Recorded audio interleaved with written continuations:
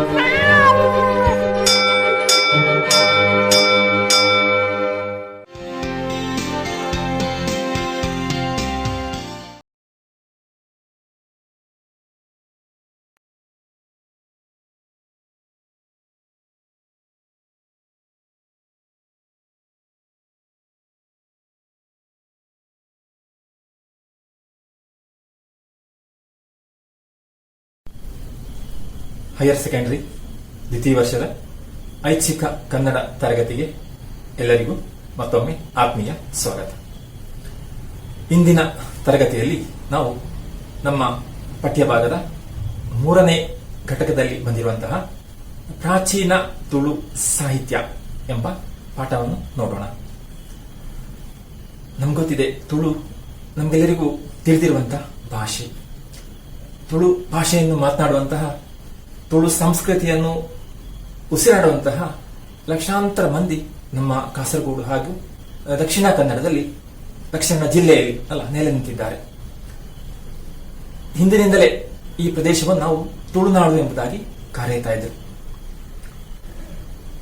ಜೊತೆಗೆ ತುಳು ಜಾನಪದ ಸಾಹಿತ್ಯ ಮತ್ತು ಕಲೆಗಳೆಲ್ಲ ನಮ್ಗೆ ಗೊತ್ತಿದೆ, ಅದು ಸಮೃದ್ಧವಾಗಿ ಬಂದಿದೆ ತುಳು ಭಾಷೆಯಲ್ಲಿ. ಹಾಗಿದ್ರೂ ಕೂಡ ತುಳು ಭಾಷೆಯಲ್ಲಿ ಶಿಷ್ಟ ಸಾಹಿತ್ಯ ಇಲ್ಲ ಎಂಬುದಾಗಿ ಇದುವರೆಗೆ ತಿಳ್ಕೊಂಡದ್ದು. ತುಳುವನ್ನು ಮಾತಾಡ್ತೇವೆ, ಮಾತೃಭಾಷೆಯಾಗಿ ಕೂಡ ಆ ಸಂಸ್ಕೃತಿಯನ್ನು ಆಚರಿಸ್ತಾ ಇದ್ದೇವೆ. ಆದರೆ ತುಳು ಭಾಷೆಯಲ್ಲಿ ಶಿಷ್ಟ ಸಾಹಿತ್ಯ ಕೃತಿ ರಚನೆ ಆಗಿಲ್ಲ, ಜೊತೆಗೆ ತುಳು ಭಾಷೆಗೆ ಲಿಪಿ ಇಲ್ಲ ಎಂಬುದಾಗಿ ತಿಳ್ಕೊಂಡದ್ದು. ಆದರೆ ನಮ್ಮವರೇ ಆದಂತಹ ವಿದ್ವಾಂಸರಾದಂತಹ ಡಾಕ್ಟರ್ ಪುಂಡೂರು ವೆಂಕಟರಾಜ ಪುಂಚಿತಾಯ ಅವರು ತಮ್ಮ ದೀರ್ಘಕಾಲದ ಸಂಶೋಧನೆಯ ಮೂಲಕ ತುಳುವಿನಲ್ಲಿ ಕೂಡ ಪ್ರಾಚೀನ ಕೃತಿಗಳು ರಚನೆಯಾಗಿವೆ, ತುಳುವಿಗೆ ಕೂಡ ಸ್ವಂತ ಲಿಪಿ ಇದೆ ಎಂಬುದಾಗಿ ಬೆಳಕಿಗೆ ತಂದವರು, ಲೋಕಕ್ಕೆ ತಿಳಿಸಿದವರು. ಹಾಗಿರುವಾಗ ಅದು ನಮಗೆ ಬಹಳ ಸಂತೋಷ ಕೊಡುವಂಥದ್ದು.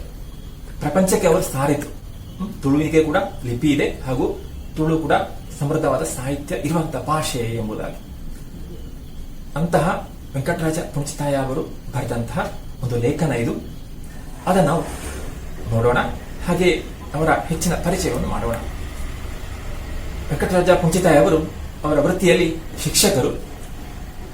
ಎಡನೀರಿನ ಶ್ರೀ ಸ್ವಾಮೀಜಿ ಹೈಯರ್ ಸೆಕೆಂಡರಿ ಶಾಲೆಯಲ್ಲಿ ಅಧ್ಯಾಪಕರಾಗಿ, ಕನ್ನಡ ಅಧ್ಯಾಪಕರಾಗಿ 30 ವರ್ಷಕ್ಕೂ ಹೆಚ್ಚು ಸಮಯ ಕಾಲ ಅವರು ಉದ್ಯೋಗ ಮಾಡಿದವರು, ಸೇವೆ ಸಲ್ಲಿಸಿದವರು.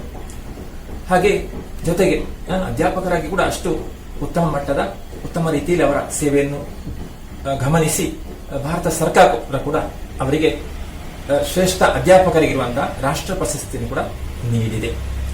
ಹಾಗಿರುವಾಗ ಜೊತೆಗೆ ತುಳುವಿನಲ್ಲಿ 4 ಪ್ರಾಚೀನ ತಾಳೆ ಓಲೆ ಗ್ರಂಥಗಳನ್ನು ಪತ್ತೆ ಹಚ್ಚಿ ಅದನ್ನು ಲಿಪ್ಯಂತರಗೊಳಿಸಿ, ಅದನ್ನು ಕನ್ನಡಕ್ಕೆ ಲಿಪ್ಯಂತರಗೊಳಿಸಿ ಬೇಕಾದಂತಹ ವಿಸ್ತಾರವಾದಂತಹ ಪೀಠಿಗೆ ಕೊಟ್ಟು, ಜೊತೆಗೆ ಅಡಿ ಟಿಪ್ಪಣಿಯೆಲ್ಲ ಕೊಟ್ಟು ಅರ್ಥಕೋಶವನ್ನು ಕೂಡ ಇಟ್ಟು ಅದೆಲ್ಲರಿಗೆ ಅರ್ಥವಾಗುವಂತೆ ಮಾಡಿದವರು.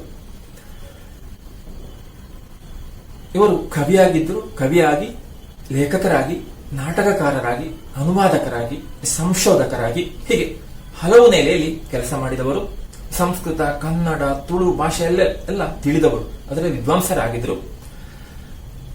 ಜೊತೆಗೆ ಕೇರಳದ ಮೊದಲ ತುಳು ಸಾಹಿತ್ಯ ಅಕಾಡೆಮಿಯ ಅಧ್ಯಕ್ಷರಾಗಿದ್ದವರು, ಕರ್ನಾಟಕ ತುಳು ಅಕಾಡೆಮಿಯ ಸದಸ್ಯರಾಗಿದ್ದವರು. ಹಾಗೆ 27ಕ್ಕೂ ಹೆಚ್ಚು ಕೃತಿಗಳನ್ನು ಹೊರತಂದವರು. ಜೊತೆಗೆ ಅವರು ಯಕ್ಷಗಾನದಲ್ಲೂ ತಾಳಮದ್ದಲೆಯಲ್ಲಿ ಕೂಡ ಬಹಳ ಆಸಕ್ತಿ, ಅದರಲ್ಲಿ ಕೂಡ ಪ್ರತಿಭಾವಂತರು, ಅರ್ಥಧಾರಿಗಳು ಕೂಡ ಆಗಿದ್ದವರು. ಅವರು ಈ ಕೋಟಿ ಚೆನ್ನಯ್ಯ ಅಂತ ಗೊತ್ತಿದೆ ನಮಗೆಲ್ಲ, ವೀರ ಪುರುಷರು, ಅವರ ಬಗ್ಗೆ ಕೂಡ ಬಹಳಷ್ಟು ವಿಷಯ ಹೇಳಿದವರು. ಜೊತೆಗೆ ಇವರಿಗೆ ಮಂಗಳೂರು ವಿಶ್ವವಿದ್ಯಾಲಯ ಗೌರವ ಡಾಕ್ಟರೇಟ್ ಪ್ರಶಸ್ತಿ ಕೂಡ ಆ ಸ್ಥಾನ ಕೂಡ ಕೊಟ್ಟದ್ದು ಕೂಡ ನಾವು ಇಲ್ಲಿ ನೆನಪಿಸಬಹುದು ಅಂತ ಅವರು ತುಳು ಭಾಷೆಗೆ ಸಂಬಂಧಪಟ್ಟಷ್ಟು ದೊಡ್ಡ ಒಂದು ಕೊಡುಗೆ ಕೊಟ್ಟವರು. ಯಾಕಂದ್ರೆ ಎಲ್ಲರ ಮುಂದೆ, ಉಳಿದ ಭಾಷೆಗಳ ಮುಂದೆ ತುಳು ಭಾಷೆಗೆ ಕೂಡ ಒಂದು ಸ್ಥಾನವನ್ನು ತಂದುಕೊಟ್ಟವರು.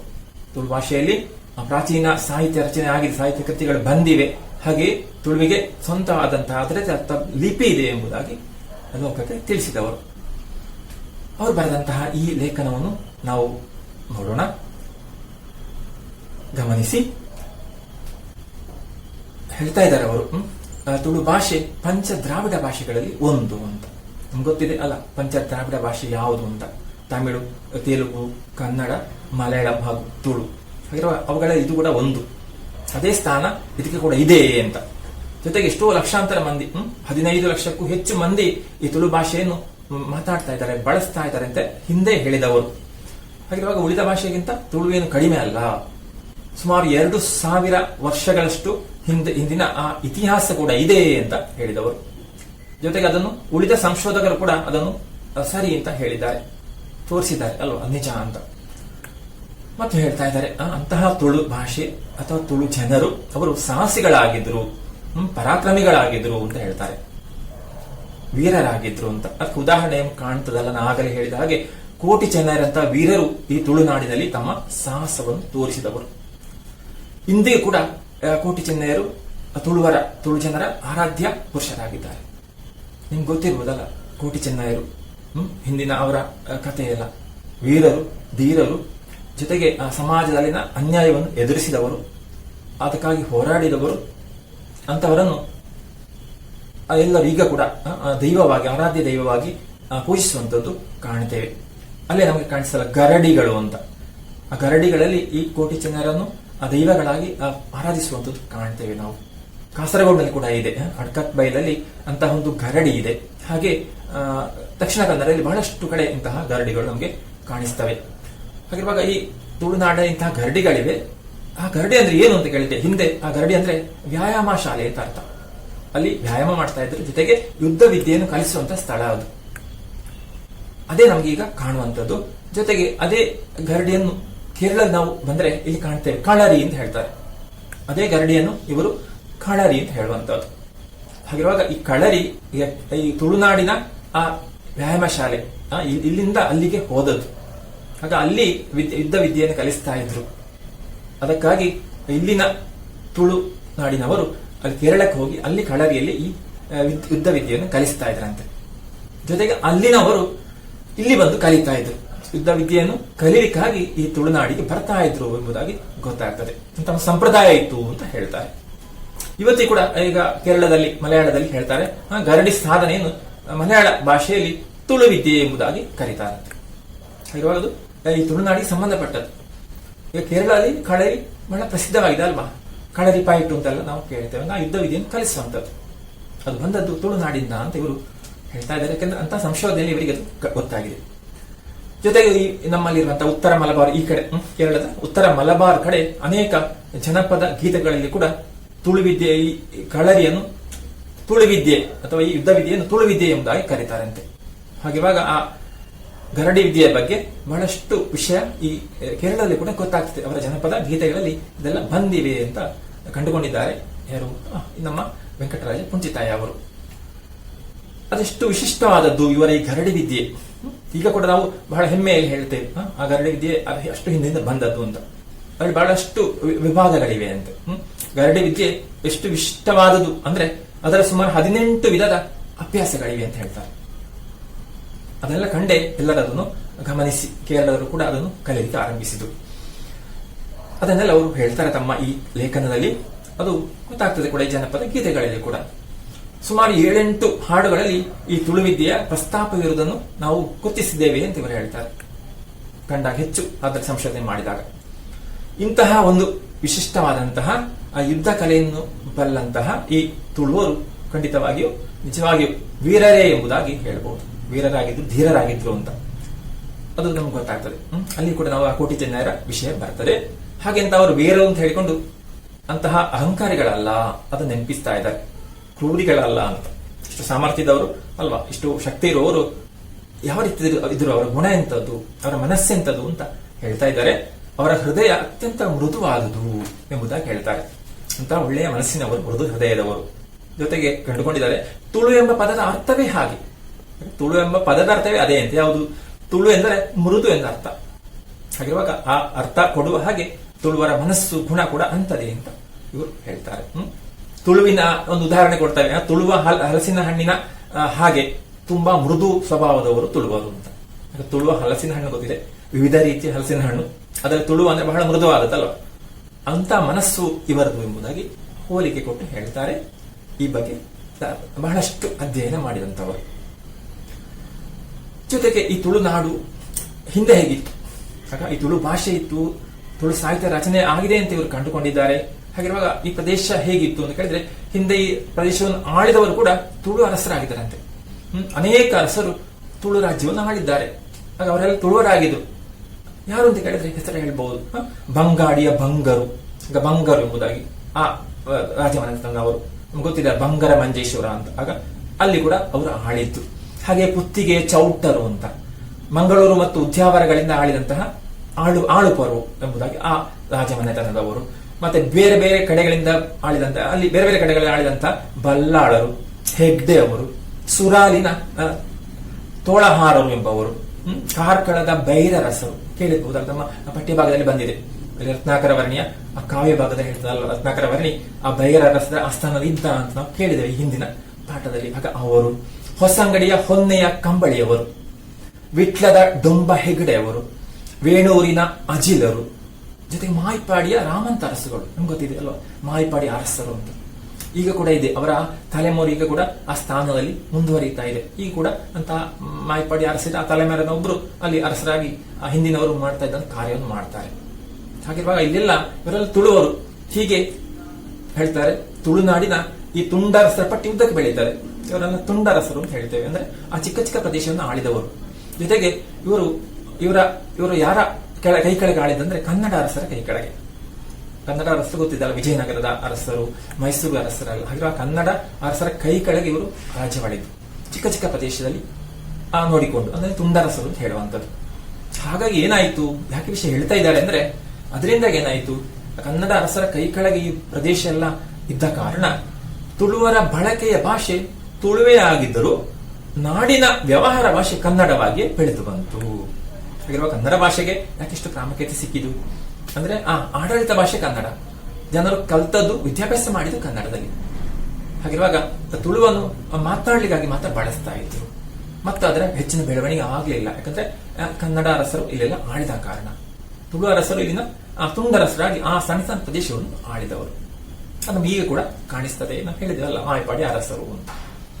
ಇದರಿಂದಾಗಿಯೇ ಶಿಷ್ಟ ಸಾಹಿತ್ಯ ರಚನೆ ವಿಪುಲವಾಗಿ ಬೆಳೆಯಲು ಅವಕಾಶವಾಗಲಿಲ್ಲ. ಶಿಷ್ಟ ಸಾಹಿತ್ಯ ಬರಲಿಲ್ಲ, ಸಾಹಿತ್ಯ ಗ್ರಂಥ ರಚನೆ ಆಗಲಿಲ್ಲ.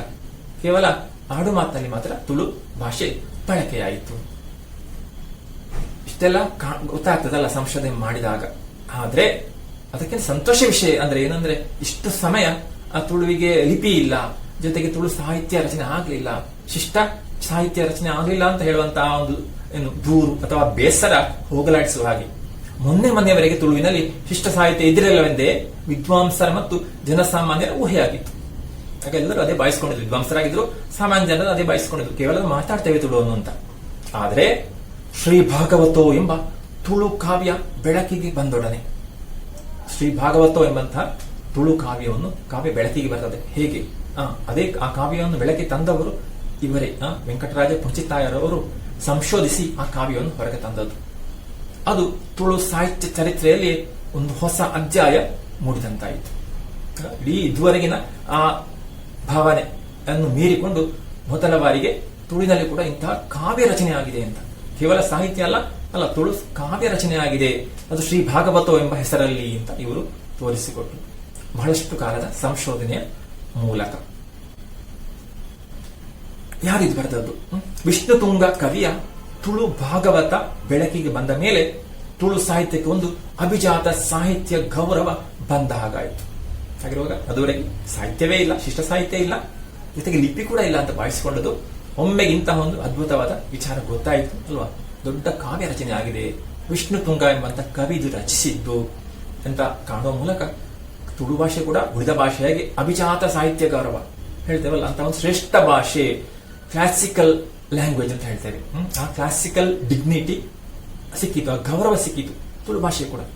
ನಮ್ಗೆ ಗೊತ್ತಿದೆ ಕನ್ನಡ ಭಾಷೆಗೆಲ್ಲ ಶಾಸ್ತ್ರೀಯ ಸ್ಥಾನಮಾನ, ಅಭಿಜಾತ ಸಾಹಿತ್ಯ ಅಂತ ಗೌರವ ಕೊಟ್ಟದ್ದು. ಆಮೇಲೆ ಉಳಿದ ಭಾಷೆಗೆ ಕೂಡ ಬಂತು, ತಮಿಳು, ತೆಲುಗು, ಮಲಯಾಳಂ ಕೂಡ ಬಂತು ಶ್ರೇಷ್ಠ ಭಾಷೆ ಅಂತ. ಹಾಗಿರುವಾಗ ಆ ತುಳು ಭಾಷೆಗೆ ಕೂಡ ಆ ಸ್ಥಾನ ಸಿಕ್ಕಿದ ಹಾಗಾಯಿತು ಯಾವಾಗ ಈ ತುಳು ಕಾವ್ಯ ಒಂದು ದೊರೆತಾಗ. ಅದೆಲ್ಲ ನಾವು ಈ ಭಾಗದಲ್ಲಿರುವ ಸಂತೋಷ ಪಡುವಂಥದ್ದು. ಯಾಕೆ ನಮ್ಗೆಲ್ಲರಿಗೂ ತುಳು ಭಾಷೆ ಗೊತ್ತಿದೆ, ಕನ್ನಡ ಭಾಷೆಗೂ ಗೊತ್ತಿದೆ. ಇರುವಾಗ ಆ ಸಂಬಂಧ ನಮ್ಮಲ್ಲಿ ಇದೆ. ಹಾಗಾಗಿ ಅದರ ಬಗ್ಗೆ ಹೇಳ್ತಾರೆ, ಆ ತುಳು ಭಾಗವತದಲ್ಲಿ ಸುಮಾರು 3000 ವೃತ್ತಗಳಿವೆ, 3000 ಪದ್ಯಗಳಿವೆ ಅಂತ ನೋಡಿದೆ. ವೃತ್ತಗಳನ್ನು ಕಳ್ತಿದ್ದೇವೆ ಅಲ್ಲ, ಕಂದ ವೃತ್ತ ಅಂತ. ಹಾಗಿರುವ ಅಷ್ಟು 3000 ಪದ್ಯಗಳಿರುವಂತ ದೊಡ್ಡ ಕೃತಿ ಅದು. ಆದ್ರೆ ಅದನ್ನು ಹೆಚ್ಚು ಅಧ್ಯಯನ ಮಾಡೋ ಗೊತ್ತಾಗ್ತದೆ ಯಾವ ರೀತಿ ಇತ್ತು ಆ ಹಿಂದಿನ ಕೃತಿ ಅಲ್ಲ, ಸುಮಾರು 400-500 ವರ್ಷಗಳ ಹಿಂದಿನ ಕೃತಿ ಅದು. ಹಾಗಿರುವ ಅಲ್ಲಿ ಆ ವ್ಯತ್ಯಾಸ ಕಾಣ್ತದೆ. ಈಗ ನಾವು ಈಗ ಮಾತಾಡೋ ತುಳು ಭಾಷೆಯಲ್ಲಿ ಇಲ್ಲ ಅಂತ ಹೇಳ್ತೇವೆ. ಹೇಗೆಂದ್ರೆ ಉದಾಹರಣೆಗೆ ಅಲ್ಲ, ಕನ್ನಡ ಗೊತ್ತಿದೆ ನಮಗೆ, ಹಳೆಗನ್ನಡ ಅಂತ. ಹಳೆಗನ್ನಡ ಕೃತಿ ಗೊತ್ತಿದೆ. 10ನೇ ಶತಮಾನದಲ್ಲಿ ಪಂಪನ ಕಾಲದಲ್ಲಿ ಇದ್ದಂತಹ 10ನೇ ಶತಮಾನದಲ್ಲಿ ಇದ್ದಂತಹ ಹಳೆಗನ್ನಡ ಕಾವ್ಯದ ಹಾಗೆ ತುಳುವಿನಲ್ಲಿಯೂ ಆ ಹಳೆಯ ತುಳು ಎಂಬ ಒಂದು ಹಂತ ಇತ್ತೆಂದು ನಾವು ಈ ಗ್ರಂಥದಿಂದ ಊಹಿಸಬಹುದಾಗಿದೆ. ತುಳುವಿನಲ್ಲಿ ಕೂಡ ಹಳೆ ತುಳು ಅಂತ ಇತ್ತು ಅಂತ ಗೊತ್ತಾಗ್ತದೆ ಯಾವಾಗ ಈ ಕೃತಿಯನ್ನು ನೋಡಿದಾಗ. ಅಲ್ಲಿ ಉಪಯೋಗಿಸಿದ ತುಳು ಭಾಷೆ ಈಗ ಇರುವಂತದ್ದು ಅಲ್ಲ, ಇದು ಸ್ಪಷ್ಟ ಆಗ್ತದೆ ಅವರಿಗೆ. ಪಂಪನ ಕಾಲದ ಕನ್ನಡ ಹೇಗೆ ಹೊಸಗನ್ನಡ ಮಾತ್ರ ಬಲ್ಲವರಿಗೆ ಅರ್ಥವಾಗುವುದಿಲ್ಲವೋ ಹಾಗೆ ವಿಷ್ಣು ತುಂಗನ ತುಳು ಭಾಗವತು ನಮಗೆ ಸುಲಭದಲ್ಲಿ ಅರ್ಥವಾಗುವುದಿಲ್ಲ. ಅದೇ ರೀತಿ ಹೇಳ್ತಾ ಇದ್ದಾರೆ ಅಲ್ಲ, ಪಂಪನ ಕಾವ್ಯ ಪಕ್ಕನೆ ಈ ಹೊಸಗನ್ನಡ ಅರ್ಥ ಆಗುದಿಲ್ಲ, ಅದೇ ರೀತಿ ಈ ತುಳು ಕಾವ್ಯ ಕೂಡ ಸುಲಭದಲ್ಲಿ ಅರ್ಥ ಆಗುದಿಲ್ಲ. ಅದಕ್ಕೆ ಕಾರಣ ಎಂದು ಹೇಳಿದ್ದೇನೆ ಅಲ್ವಾ, ಸುಮಾರು 400 ವರ್ಷಗಳ ಹಿಂದಿನ ತುಳು ಅಲ್ಲಿ ಬಳಸಿತ್ತು. ವಿಷ್ಣು ತುಂಗನ ಕಾಲದ ತುಳುವಿಗೂ ನಮ್ಮ ಕಾಲದ ತುಳುವಿಗೂ ಮಧ್ಯದಲ್ಲಿ 400 ವರ್ಷಗಳ ಅಂತರ ಇದೆ ಅಂತ ಹೇಳ್ತಾರೆ. ಹಾಗಿದ್ರು ಅಂತ ಒಂದು ಕಾವ್ಯ ಸಿಕ್ಕಿದ್ ಮಾತ್ರ ಬಹಳ ಸಂತೋಷದ ವಿಚಾರ. ಈ ಅಂತರದಿಂದಾಗಿ ಭಾರತದ ತುಳು ನಮಗೆ ಪಂಪನ ಕನ್ನಡಕ್ಕೆ ಸಮಾನವಾಗಿ ಕಾಣುತ್ತದೆ. ಹಾಗಿರುವಾಗ ಈ ಅಂತರದಿಂದಾಗಿ ಭಾಗವತದ ತುಳು ನಮಗೆ ಪಂಪನ ಕನ್ನಡಕ್ಕೆ ಸಮಾನವಾಗಿ ಕಾಣುತ್ತದೆ. ಹಾಗಿರುವಾಗ ಆ ಪಂಪನ ಕಾವ್ಯಕ್ಕೆ ಸಮಾನವಾಗಿ ನಾವು ಕಾಣಬಹುದು. ಪಂಪ ಭಾರತ ಗೊತ್ತಿದೆಯಲ್ಲ, ವಿಕ್ರಮಾರ್ಜುನ ವಿಜಯ ಮತ್ತೊಂದು ಆದಿ ಪುರಾಣ, ಇದಕ್ಕೆ ಸಮಾನವಾಗಿ ಇದನ್ನು ಕಾಣಬಹುದು ಅಂತ ಇವರ ಅಭಿಪ್ರಾಯ. ಏನೇ ಇರಲಿ, ಇಂಥ ಕಾವ್ಯ ಸಿಕ್ಕಿದೆ. ಅಂತೂ ಈಗ ನಾವು ತುಳುವಿನಲ್ಲಿ ಪ್ರಾಚೀನ ಸಾಹಿತ್ಯ ಇರಲಿಲ್ಲ, ತುಳು ಭಾಷೆಗೆ ಪ್ರಾಚೀನ ಇತಿಹಾಸ ಇಲ್ಲ ಅಂತ ಹೇಳುವಂತಿಲ್ಲ. ಇದನ್ನಂತೂ ಧೈರ್ಯವಾಗಿ ಖಚಿತವಾಗಿ ಹೇಳಬಹುದು. ಯಾಕೆ ಶ್ರೀ ಭಾಗವತೋ ಎಂಬಂತ ಈ ತುಳು ತಾಡವಾಲೆ ಸಿಕ್ಕಿದಾಗ, ಇದು ತಾಡವಾಲೆ ತಾಳೆ ಒಲೆಯಲ್ಲಿ ಬರುವಂಥದ್ದು, ಹಿಂದೆ ಬರೆದು ಅಂತ ಆ ರೀತಿಯಲ್ಲಿ ಅಲ್ಲ, ತಾಳೆ ಓಲೆಯಲ್ಲಿ ಬರೆದಂಥದ್ದು ಸಿಕ್ಕಿದ ಕಾರಣ ಏನಾಯಿತು, ಸ್ಪಷ್ಟ ಆಯಿತು. ಈಗ ಈ ಹಿಂದಿನ ಅಭಿಪ್ರಾಯವನ್ನು ಈಗ ಹೇಳಬೇಕಾಗಿಲ್ಲ. ತುಳುವಿನಲ್ಲಿ ಪ್ರಾಚೀನ ಸಾಹಿತ್ಯ ಇರಲಿಲ್ಲ, ತುಳು ಭಾಷೆಗೆ ಲಿಪಿ ಇರಲಿಲ್ಲ, ಇದೆಲ್ಲ ಹೇಳುವ ಸಮಯ ಕಳೆಯಿತು. ಹಾಗೆ ಅಂತ ಕೆಲವರು ಹೇಳ್ಬಹುದು, ಅದು ಸರಿ, ಒಂದು ಕಾವ್ಯ ಸಿಕ್ಕಿದೆ ಅಂತ, ಕಾವ್ಯ ಸಿಕ್ಕಿದ್ದು ಒಂದೇ ಅಲ್ವಾ ಅಂತ. ಅದೇನೋ ಅಪರೂಪವಾಗಿ ಯಾವನೋ ಒಬ್ಬ ಒಂದು ಕೃತಿಯನ್ನು ಬರೆದಿರಬೇಕು ಎಂದು ಹೇಳ್ಬಹುದು ಕೆಲವರು. ಅಪರೂಪಕ್ಕೆ ಯಾರಾದ್ರೂ ಒಬ್ರು ಒಂದು ಬರೆದಿರಬಹುದು ಕೃತಿ, ಹಾಗೆ ತುಂಬಾ ಸಿಕ್ಕಿಲ್ಲ ಅಲ್ಲ, ಬಹಳಷ್ಟು ಸಾಹಿತ್ಯ ಇದೆ ಅಂತ ಹೇಳಿ ಸಾಧ್ಯ ಉಂಟ ಅಂತ ಕೇಳ್ಬಹುದು. ಹಾಗೆ ಕೇಳಿದ್ರು, ಅದಕ್ಕೂ ಉತ್ತರ ಸಿಕ್ಕಿತ್ತು. ಹೇಗೆ ಆದರೆ ಅನಂತರ ಕಾವೇರಿ ಎಂಬ ಇನ್ನೊಂದು ಪ್ರಾಚೀನ ಕಾವ್ಯ ಬೇರೊಬ್ಬ ಕವಿಯದ್ದು ಅದೇ ರೀತಿ ತಾಡವಾಲೆಗಳಲ್ಲಿ ದೊರೆಯಿತು. ಇವಾಗ ಕಾವೇರಿ ಎಂಬಂತ ಇನ್ನೊಂದು ಕಾವ್ಯ ಸಿಕ್ಕಿತಂತೆ, ಅದೇ ತಾಳೆ ಒಲೆಯಲ್ಲಿ ಬರೆದಂತ ಕಾವ್ಯ. ಇವಾಗ ಆ ರೀತಿ ಸಂಶಯ ಪಟ್ಟವರಿಗೆ ಯಾವ ರೀತಿ ಆ ಒಂದು ಕೃತಿ ಅಪರೂಪಕ್ಕೆ ಸಿಕ್ಕಿದಲ್ವಾ, ಯಾರೊಬ್ಬನು ಬರೆದಿರಬಹುದು ಅಂತ ಭಾವಿಸಿಕೊಂಡು ಬೇಡ, ಎರಡನೇ ಕೃತಿ ಸಿಕ್ಕಿತು, ಅದು ಪ್ರಕಟಪುಟ ಆಯಿತು. ಈ ರೀತಿ ಆ ತುಳು ಸಾಹಿತ್ಯ ಸಂಶೋಧನೆ ಮಾಡುವಾಗ ಇವರಿಗೆ ಲೇಖಕರಿಗೆ ಸಿಕ್ಕಿತು. ಈಗ ತುಳುವಿನಲ್ಲಿ 2 ಪ್ರಾಚೀನ ಕಾವ್ಯ ದೊರೆತಂತಾಯಿತು.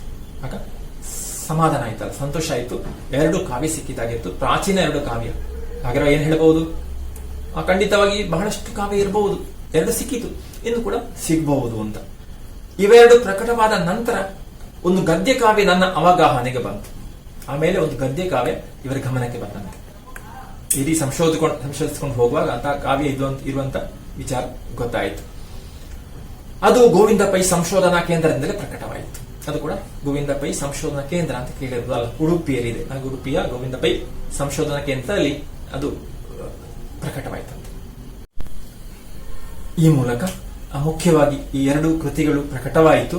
ಈ ಮೂಲಕ 500 ವರ್ಷಗಳಷ್ಟು ಹಿಂದಿನ ಈ ಕೃತಿಗಳು, ತುಳು ಕೃತಿಗಳು ದೊರೆತಾಗ ಖಂಡಿತವಾಗಿಯೂ ಅರ್ಥ ಮಾಡಿಕೊಳ್ಬಹುದು.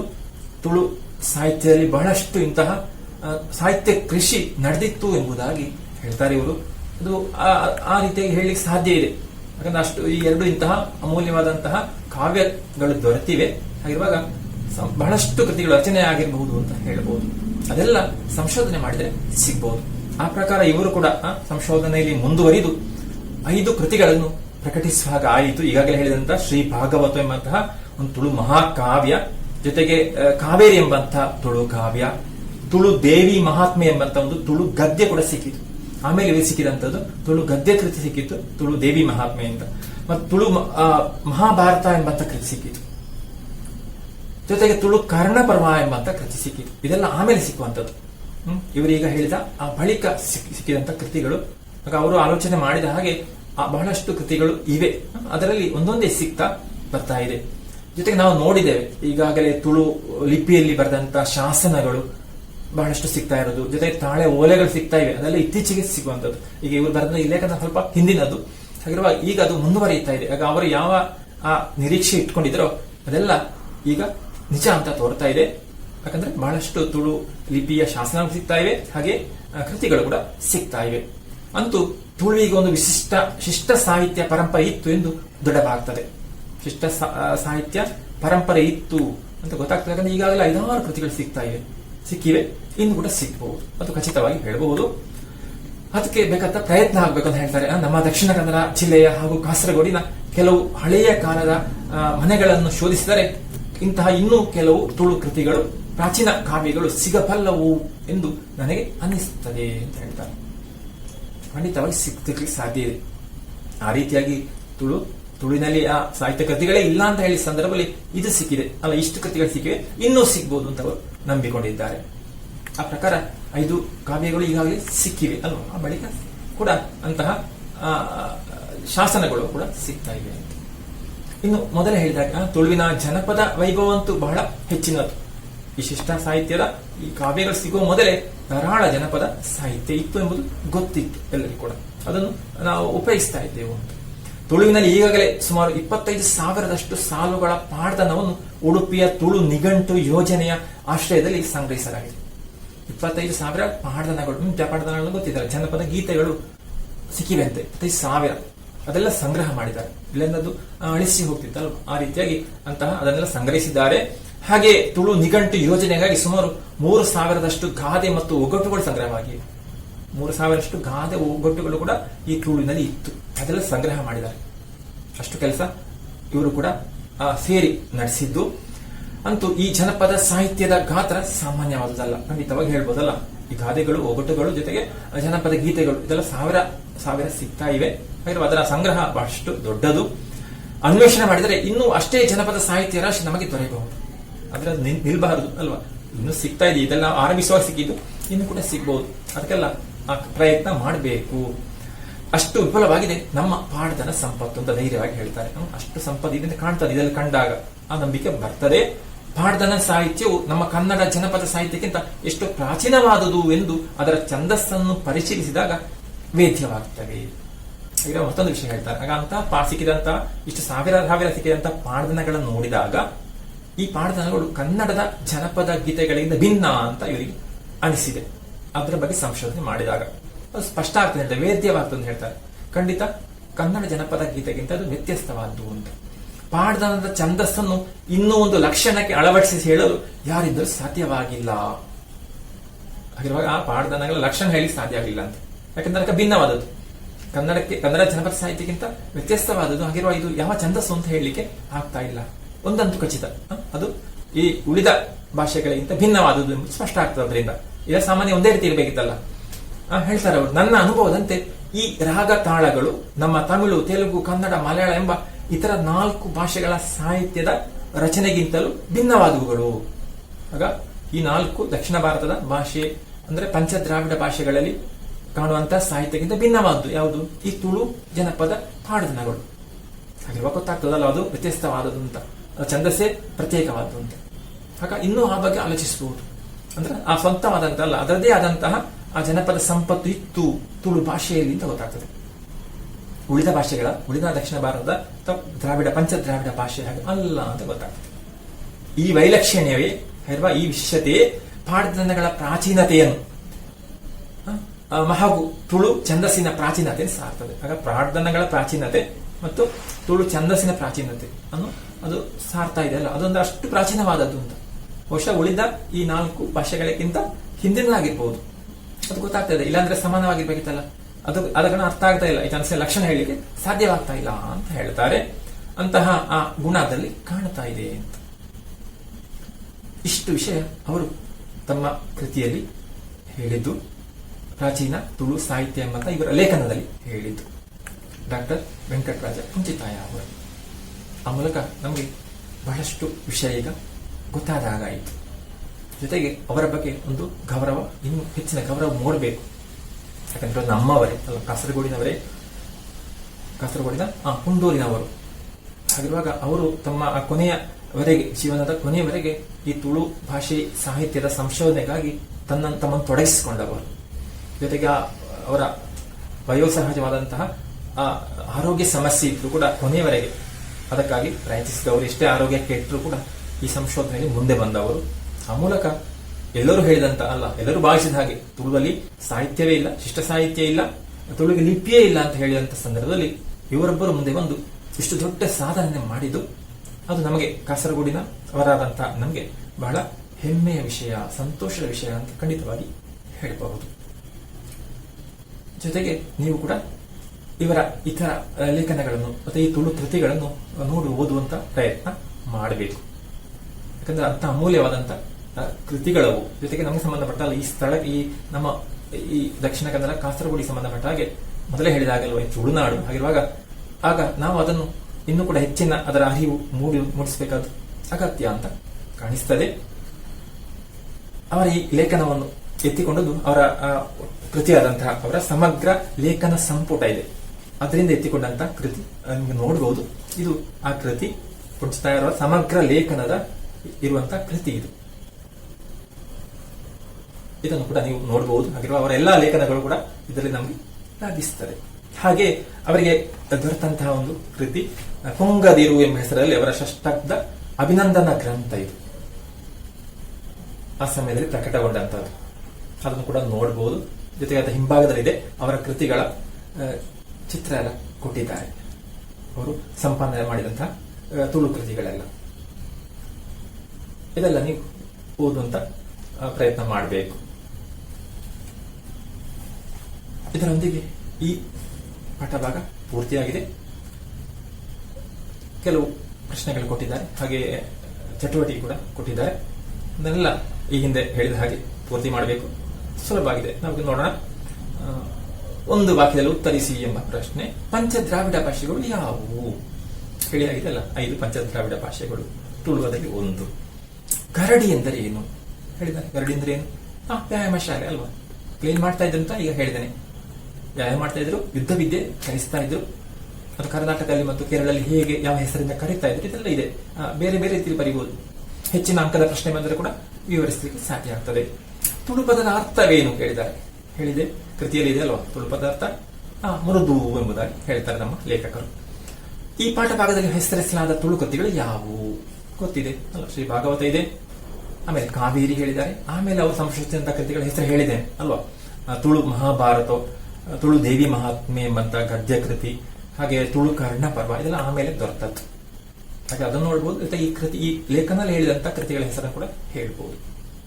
ಆಮೇಲೆ ಸಂಕ್ಷಿಪ್ತವಾಗಿ ಉತ್ತರಿಸಿರಿ ಅಂತ ಕೇಳಿದ್ದಾರೆ. ತುಳು ಭಾಷೆಯ ಪ್ರಾಚೀನತೆಯನ್ನು ಲೇಖಕರು ಹೇಗೆ ಗುರುತಿಸಿದ್ದಾರೆ ಹೇಳಿದಾರಲ್ವ. ಅದರ ಭಾಷೆಯ ರೀತಿ ನೋಡುವಾಗ, ಛಂದಸ್ ನೋಡುವಾಗ ಖಂಡಿತ ಬಹಳ ಹಿಂದಿನದು ಅಂತ. ಜೊತೆಗೆ ಅದು ಹಳೆ ತುಳು ಅಂತ, ಹಳೆ ಕನ್ನಡ ಇದ್ದ ಹಾಗೆ ಹಳೆಯ ತುಳು ಅಂತ ಹೇಳಿದ್ದಾರೆ. ಯಾಕಂದ್ರೆ ಈಗಿನವರಿಗೆ ಓದ್ಲಿಕ್ಕೆ ಕಷ್ಟ ಆಗ್ತದೆ. ಈಗಿನ ತುಳುವಿನ ಅಲ್ಲ ಅಂತ ವಿವರಣೆ ಅಲ್ಲಿ ಇದೆ, ಬರಿಬೇಕು. ಗರಡಿ ಮತ್ತು ಕಳರಿಗಳೊಳಗಿನ ವ್ಯತ್ಯಾಸಗಳೇನು ಅದು ಕೂಡ ಹೇಳಿಯಾಗಿದೆ ಈಗ ಅಲ್ವಾ. ಕೇರಳದಲ್ಲಿ ಇದನ್ನು ಕಳರಿಂದ ಕರೀತಾರೆ, ತುಳುನಾಡಿನಲ್ಲಿ ಗರಡಿ ಅಂತ ಕರೀತಾರೆ. ಇಲ್ಲಿಂದಲೇ ಅಲ್ಲಿಗೆ ಹೋದದ್ದು ಅಂತ. ತುಳು ಆ ವಿದ್ಯೆಯನ್ನು ಕಲಿಸುವವರು ಹಾಗೆ ಅದೇ ರೀತಿ ಇದೇ ಅಲ್ಲಿ ಆರಂಭವಾದ್ದು ಅಂತ. ಆಮೇಲೆ ಮುಂದಿನದ್ದು, ತುಳು ಭಾಷೆಯಲ್ಲಿ ಶಿಷ್ಟ ಸಾಹಿತ್ಯ ರಚನೆ ವಿಪುಲವಾಗಿ ಮೂಡಿಬರದೇ ಇರುವುದಕ್ಕೆ ಲೇಖಕರು ನೀಡುವ ಕಾರಣವೇನು? ಏನು ಕಾರಣ ಗೊತ್ತಿದೆ ಅಲ್ವಾ. ಯಾಕಾಗಿ ಶಿಷ್ಟ ಭಾಷೆಯ ಸಾಹಿತ್ಯ ಹೆಚ್ಚು ರಚನೆ ಆಗಲಿಲ್ಲ? ಹೇಳಿದ್ದಾರೆ. ಈ ಭಾಗದಲ್ಲಿ ತುಳು ತುಂಡರಸರು ಈ ಭಾಗವನ್ನು ಆಳಿದ್ರು ಕೂಡ ಅವರು ಕನ್ನಡ ಅರಸರ ಕೈ ಕೆಳಗೆ ಇದ್ದವರು ಅಂತ. ಆಗ ಆಡಳಿತದಲ್ಲಿ ಕನ್ನಡ ಭಾಷೆಯನ್ನು ಬಳಸ್ತಾ ಇದ್ದದ್ದು. ಆದ ಕಾರಣ ತುಳು ಶಿಷ್ಟ ಸಾಹಿತ್ಯ ಹೆಚ್ಚು ಹೊರಗೆ ಬರಲಿಲ್ಲ ಅಂತ. ಆದ್ರೂ ಈಗಾಗಲೇ ಸಿಕ್ಕಿದೆ, ಇನ್ನು ಕೂಡ ಸಿಗಬಹುದು. ತುಳುವಿಗೆ ಶಿಷ್ಟ ಸಾಹಿತ್ಯ ಪರಂಪರೆ ಇತ್ತು ಎಂಬುದನ್ನು ಹೇಗೆ ದೃಢಪಡಿಸಿಕೊಳ್ಳಬಹುದು? ಗೊತ್ತಿದೆ ಅಲ್ವಾ, ಕೃತಿಗಳು ಸಿಗ್ತಾ ಇವೆ, ಹಾಗಿರುವಾಗ ಖಚಿತವಾಗಿ ಹೇಳಬಹುದು. ಎಂತ ದೊಡ್ಡ ದೊಡ್ಡ ಕಾವ್ಯಗಳು, ಗದ್ಯ ಕೃತಿಗಳು ಲಭಿಸಿವೆ. ತುಳು ಪಾಡ್ದನಗಳ ಪ್ರಾಚೀನತೆಯನ್ನು ಹೇಗೆ ಅರಿಯಬಹುದು? ಕೊನೆಯಲ್ಲಿ ಹೇಳಿದ್ದಾರೆ ಅಲ್ವಾ, ಅಂದ್ರೆ ಛಂದಸ್ಸಿನ ವ್ಯತ್ಯಾಸ ಗೊತ್ತಾಗ್ತದೆ. ಉಳಿದ ಪಂಚ ದ್ರಾವಿಡ ಭಾಷೆಗಳಲ್ಲಿ ಉಳಿದ 4 ಭಾಷೆಗಳ ಹಾಗಲ್ಲ, ಛಂದಸ್ಸು ಅದಕ್ಕಿಂತ ಭಿನ್ನವಾದದ್ದು, ಅದಕ್ಕಿಂತ ಹಿಂದಿನದು ಅಂತ ಹೇಳಬಹುದು. ಚಟುವಟಿಕೆಗಳು: ತುಳು ಭಾಷೆಯ ಕೃತಿಗಳನ್ನು ಓದಲು ಪ್ರಯತ್ನಿಸಿರಿ.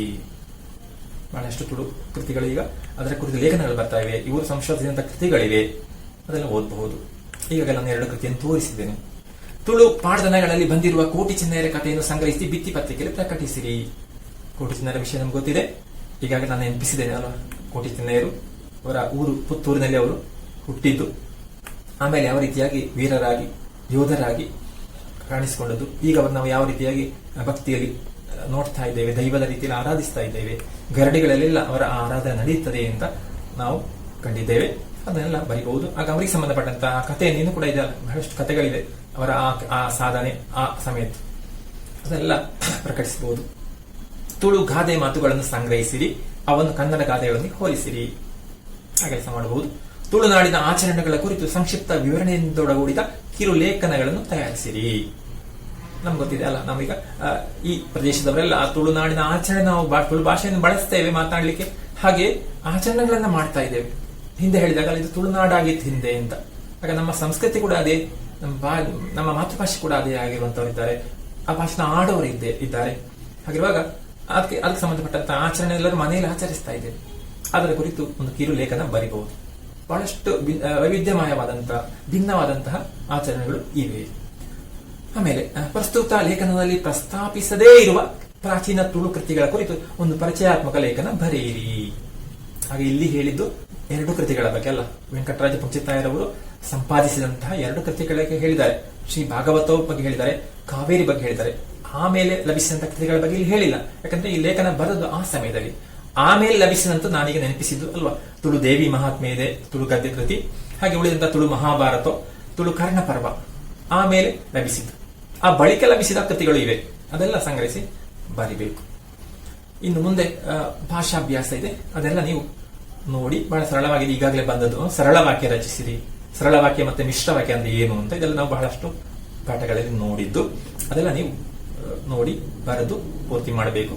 ಹಾಗೆ ಅದನ್ನು ನಿಮ್ಮ ಅಧ್ಯಾಪಕರಿಗೆ, ಕನ್ನಡ ಅಧ್ಯಾಪಕರಿಗೆ ಕಳಿಸಿಕೊಡ್ಬೇಕು. ಇದರೊಂದಿಗೆ ಈ ಪಾಠ ಭಾಗ ಪೂರ್ತಿಯಾಗಿದೆ. ಮುಂದಿನ ತರಗತಿಯಲ್ಲಿ ಇನ್ನೊಂದು ಪಾಠದೊಂದಿಗೆ ಭೇಟಿಯಾಗೋಣ.